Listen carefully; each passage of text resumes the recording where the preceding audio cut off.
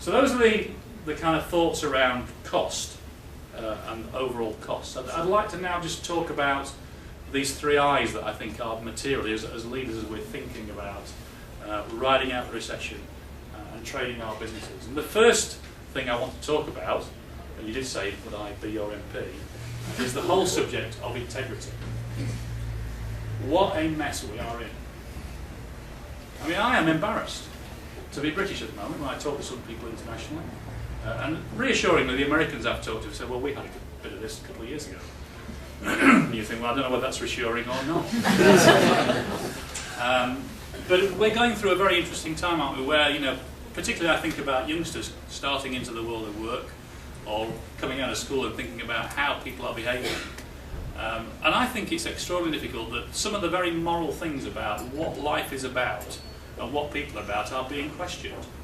You know, there's been lots of stuff written about all this, so I'm not going to troll through any of that and repeat what people have said about whether it's the banks or the Houses of Parliament or whatever. But I think integrity is going to have to come back into fashion. That is my view. And I think we as leaders are people who've got to be men and women of integrity. And I think during my career there have been a number of points where I've had to go and face into somebody who's been a lot more senior than me. And because I've worked in the HR arena, people come along and say, they've done so-and-so and this is wrong and it's against the rules and you've got to tell them. And there have been points in my career where the night before the telling them bit has happened, I've thought, if this goes badly, this is me out the door.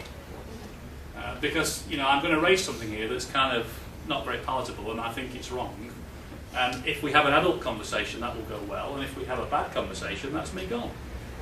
And I think one of the things that we've all got to face in our lives in the integrity arena is, are we actually prepared to step up to the plate and raise some of the issues that are unspeakable?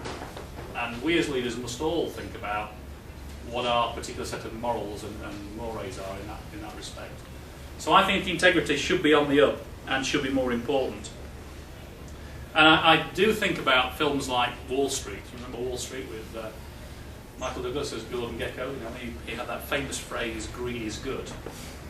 Well, actually, I think greed is not good. And one of the things that we've got to think about in terms of how our bonus schemes work, what we're actually doing in terms of our values in our companies, are really much more important now going forward than perhaps they've ever been in the past. So think about the structure of your bonus scheme. What's it actually saying to people? Think about the values of your company. Are they just around making money or are they more than making money? One of the things I was very proud of at ASDA is that we had a purpose that was around making goods and services more affordable for everyone. And it innovated people, whether they were buying things, whether they were selling things, whether they were working in the legal department or wherever they were. They felt they were actually doing something that was good. And I think that's more important than the cash you make. Clearly businesses need to make money, but I think the kind of values that you operate around are really important. So integrity for me is my first I.